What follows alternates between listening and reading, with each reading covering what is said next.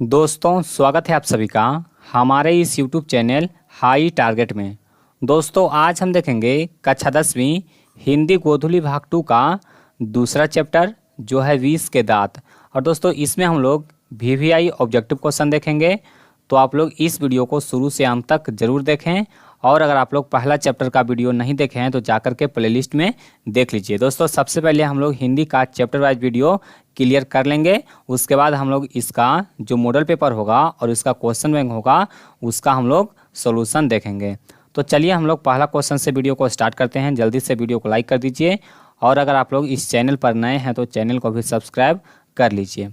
तो चलिए देखते हैं पहला क्वेश्चन को। देखिए कहता है 20 के दांत शीर्षक कहानी के कहानीकार कौन है। यानी कि 20 के दांत जो शीर्षक कहानी है यानी कि ये जो चैप्टर है इसका लेखक कौन है। तो दोस्तों हमारा उत्तर हो जाएगा नलिन बिलोचन शर्मा, यानी कि ऑप्शन डी हमारा बिल्कुल सही आंसर है।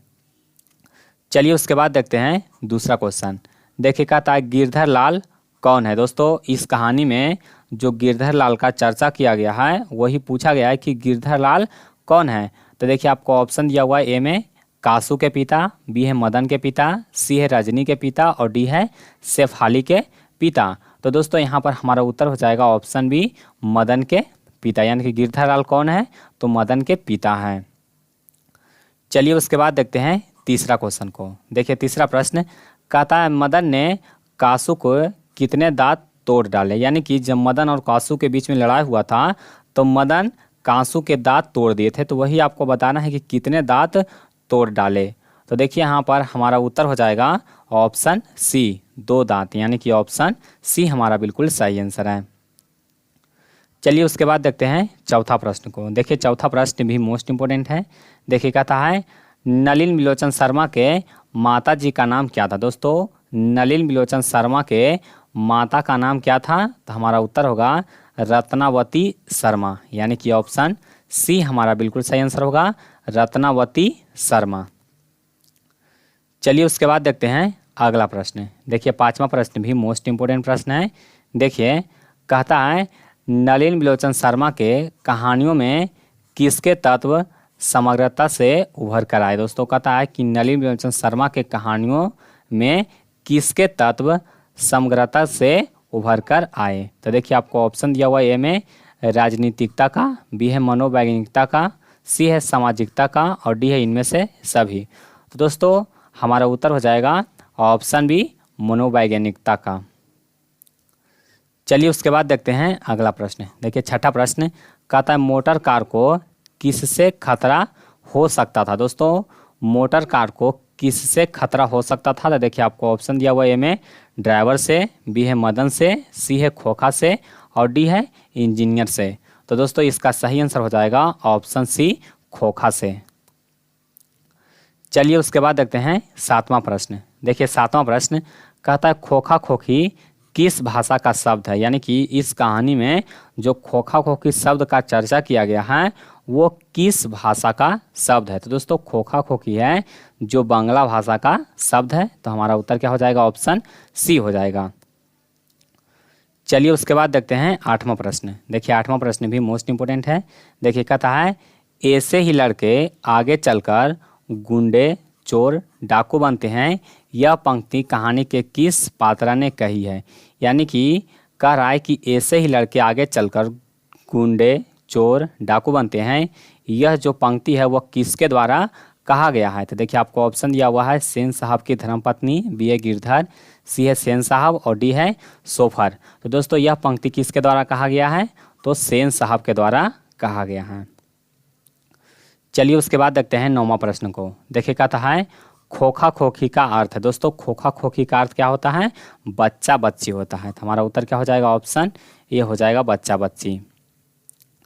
चलिए उसके बाद देखते हैं 10वां प्रश्न। देखिए 10वां प्रश्न भी मोस्ट इंपोर्टेंट है। देखिए कहता है खोखा का नाम क्या है। दोस्तों इस कहानी में खोखा का नाम क्या है, तो खोखा का नाम है कासू, यानी कि ऑप्शन सी हमारा बिल्कुल सही आंसर होगा। चलिए उसके बाद देखते हैं 11वां प्रश्न। देखिए कहता है 20 के दांत कैसी कहानी है। दोस्तों 20 के दांत कैसी कहानी है, तो हमारा उत्तर होगा मनोवैज्ञानिक कहानी है। कैसा है, मनोवैज्ञानिक है, यानी कि ऑप्शन डी हमारा बिल्कुल सही आंसर है। चलिए उसके बाद देखते हैं अगला प्रश्न। देखिए 12 नंबर सवाल, ये भी मोस्ट इंपोर्टेंट है। देखिए कहता है सेन साहब अपने पुत्र को बनाना चाहते थे, यानी कि सेन साहब अपने पुत्र खोखा को यानी कि कासू को क्या बनाना चाहते थे। तो देखिए आपको ऑप्शन दिया हुआ है, ए में बिजनेसमैन या इंजीनियर, उसके बाद बी है वकील, सी है प्रोफेसर और डी है डॉक्टर। तो दोस्तों सेन साहब अपने पुत्र को इंजीनियर बनाना चाहते थे, तो हमारा उत्तर क्या हो जाएगा, ऑप्शन ए हो जाएगा। चलिए उसके बाद देखते हैं 13वां क्वेश्चन। देखिए कहता है मदन अक्सर किसके हाथों से पीटता था। दोस्तों मदन अक्सर किसके हाथों से पीटता था। देखिए आपको ऑप्शन दिया हुआ है, ए में माता, बी है सेन साहब, सी है खोखा और डी है पिता। तो दोस्तों मदन अक्सर किसके हाथों से पीटता था, तो वह अपने पिता के हाथों से पीटता था। तो हमारा उत्तर क्या हो जाएगा, ऑप्शन डी हो जाएगा। चलिए उसके बाद देखते हैं अगला प्रश्न। देखिए 14वां सवाल, ये भी मोस्ट इंपोर्टेंट है। देखिए कहता है नलिन बिलोचन शर्मा के पिता का नाम क्या था। दोस्तों नलिन बिलोचन शर्मा के पिताजी का नाम क्या था, तो उनका नाम था पंडित रामावतार शर्मा, यानी कि ऑप्शन ए हमारा बिल्कुल सही आंसर है। चलिए उसके बाद देखते हैं 15वां सवाल। ये देखिए ये भी मोस्ट इंपोर्टेंट है। कहता है सेन साहब ने किसे खूब फटकार लगाई। दोस्तों सेन साहब ने किसे खूब फटकार लगाई, तो देखिए आपको ऑप्शन दिया हुआ है, ए में गिरधर लाल को, बी है खोखा को, सी है मदन को और डी है सोफाली को। तो दोस्तों यहाँ पर हमारा उत्तर हो जाएगा ऑप्शन ए गिरधर लाल को। चलिए उसके बाद देखते हैं 16वां क्वेश्चन, ये भी मोस्ट इंपोर्टेंट है। देखिए कहता है विष के दांत कहानी किस वर्ग के अंतःविरोधियों को उजागर करती है। दोस्तों कहता है विष के दांत कहानी किस वर्ग के अंतःविरोधियों को उजागर करती है। तो देखिए आपको ऑप्शन दिया हुआ है, निम्न वर्ग का, उच्च वर्ग का, मध्यम वर्ग का और डी है व्यापारी वर्ग का। तो देखिए यहाँ पर हमारा उत्तर होगा मध्यम वर्ग का, यानी कि ऑप्शन सी हमारा बिल्कुल सही आंसर है। चलिए उसके बाद देखते हैं अगला प्रश्न। देखिए 17वां सवाल कहता है कि कासू मदन के साथ किस खेल में शरीक होना चाहता था। दोस्तों कासू मदन के साथ किस खेल में शरीक होना चाहता था, तो यहाँ पर हमारा उत्तर हो जाएगा लट्टू के खेल में, यानी कि ऑप्शन डी हमारा बिल्कुल सही है। चलिए उसके बाद देखते हैं अगला प्रश्न। देखिए कहता है सेन साहब किसके व्यंग से ऐंठकर रह गए। दोस्तों कहता है सेन साहब किसके व्यंग से ऐंठकर रह गए, तो यहाँ पर हमारा उत्तर हो जाएगा पत्रकार महोदय के व्यंग से, यानी कि ऑप्शन ए हमारा बिल्कुल सही आंसर है।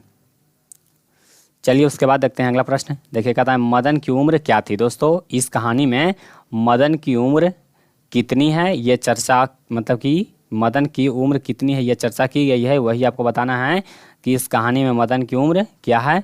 तो हमारा उत्तर हो जाएगा 5 से 6 साल, यानी कि ऑप्शन ए हमारा बिल्कुल सही है। चलिए उसके बाद देखते हैं 20वां क्वेश्चन। देखिए कहता है मदन किसका पुत्र था। दोस्तों मदन किसका पुत्र था, तो मदन गिरधर का पुत्र था। तो हमारा उत्तर क्या हो जाएगा, ऑप्शन बी हो जाएगा। चलिए देखिए उसके बाद 21वां क्वेश्चन, ये आपको याद करना पड़ेगा। देखिए कहता है कि नलिन बिलोचन शर्मा पटना विश्वविद्यालय के हिंदी विभाग के अध्यक्ष कब बने। दोस्तों कहता है कि नलिन बिलोचन शर्मा पटना विश्वविद्यालय के हिंदी विभाग के अध्यक्ष कब बने, तो हमारा उत्तर हो जाएगा 1959 ईस्वी में, यानी कि ऑप्शन डी हमारा बिल्कुल सही आंसर है। चलिए उसके बाद देखते हैं अगला प्रश्न। देखिए कहता है नलिन बिलोचन शर्मा का जन्म कब हुआ। दोस्तों नलिन बिलोचन शर्मा का जन्म कब हुआ, तो हमारा उत्तर होगा 18 फरवरी 1916 ईस्वी को, यानी कि ऑप्शन बी हमारा बिल्कुल सही आंसर है। चलिए उसके बाद देखते हैं अगला प्रश्न। देखिए कहता है नलिन बिलोचन शर्मा की मृत्यु कब हुई। दोस्तों नलिन बिलोचन शर्मा की मृत्यु कब हुई, तो हमारा उत्तर होगा 12 सितंबर 1961 को, यानी कि ऑप्शन ए हमारा बिल्कुल सही आंसर है, 12 सितंबर 1961 ईस्वी को। चलिए उसके बाद देखते हैं 24वां प्रश्न। देखिए कहता है नलिन बिलोचन शर्मा का जन्म कहाँ हुआ। दोस्तों नलिन बिलोचन शर्मा का जन्म कहाँ हुआ था, तो देखिए आपको ऑप्शन दिया हुआ है, में गांधी घाट पटना, बी है कृष्ण घाट पटना, सी है बदरघाट पटना और डी है रानी घाट पटना। तो दोस्तों हमारा उत्तर हो जाएगा ऑप्शन सी हो जाएगा, बदरघाट पटना में। चलिए उसके बाद देखते हैं अगला प्रश्न। कहता है दृष्टिकोण किसकी रचना है। तो दोस्तों दृष्टिकोण है वो नलिन बिलोचन शर्मा की रचना है। तो हमारा उत्तर क्या हो जाएगा, ऑप्शन बी हो जाएगा, नलिन बिलोचन शर्मा। चलिए उसके बाद देखते हैं 26वां क्वेश्चन। देखिए कहता है लड़कियां क्या है, कठपुतलियां हैं, किसे इस बात पर गर्व है। यानी कि इस कहानी में कहा गया है कि लड़कियां क्या है, कठपुतलियां हैं, उसके बाद दिया गया है किसे इस बात पर गर्व है। तो यहाँ पर हो जाएगा माता पिता को इस बात पर गर्व है, यानी कि ऑप्शन डी हमारा बिल्कुल सही आंसर है। चलिए उसके बाद देखते हैं 27वां क्वेश्चन। देखिए कहता है कौवों की जमात में शामिल होने के लिए कौन ललक गया। दोस्तों कौवों की जमात में शामिल होने के लिए कौन ललक गया। तो यहाँ पर हमारा उत्तर हो जाएगा हंस, यानी कि ऑप्शन बी हमारा बिल्कुल सही आंसर है। चलिए उसके बाद देखते हैं 28वां क्वेश्चन। देखिए 28वां क्वेश्चन कहता है कि किसके अनुसार सेनों ने अपने सिद्धांतों को भी बदल लिया था। दोस्तों कहता है किसके अनुसार सेनों ने अपने सिद्धांतों को बदल लिया था। तो हमारा उत्तर हो जाएगा खोखा के अनुसार, यानी कि ऑप्शन बी हमारा बिल्कुल सही आंसर है। चलिए देखिए 29वां क्वेश्चन कहता है सेन साहब की कितनी लड़कियां थी। दोस्तों सेन साहब की कितनी लड़कियां थी। तो हमारा उत्तर हो जाएगा 5 लड़कियां, यानी कि ऑप्शन सी हमारा बिल्कुल सही आंसर है। चलिए उसके बाद देखिए 30वां क्वेश्चन, और ये क्वेश्चन बहुत ही इंपॉर्टेंट है। देखिए कहता है सोफर का अर्थ है। दोस्तों सोफर का अर्थ, यानी कि इस कहानी के अनुसार सोफर शब्द का अर्थ क्या है। तो देखिए आपको ऑप्शन दिया हुआ है में सभ्यता, बी है संबंध, सी है निर्ममता और डी है ड्राइवर। तो दोस्तों सोफर शब्द का अर्थ होता है ड्राइवर, यानी कि ऑप्शन डी हमारा बिल्कुल सही आंसर है। तो दोस्तों उम्मीद करता हूँ कि ये वीडियो आपको पसंद आया होगा। वीडियो पसंद आया तो वीडियो को लाइक कीजिए, इसको अपने दोस्तों में व्हाट्सएप पर शेयर कीजिए। और दोस्तों अभी तक इस चैनल को सब्सक्राइब नहीं किए हैं तो चैनल को भी सब्सक्राइब कर लीजिए। और दोस्तों इसका PDF हमारे वेबसाइट sikketarget.com पर मिल जाएगा, तो जा करके वहाँ से इसका PDF डाउनलोड कर लीजिए। धन्यवाद।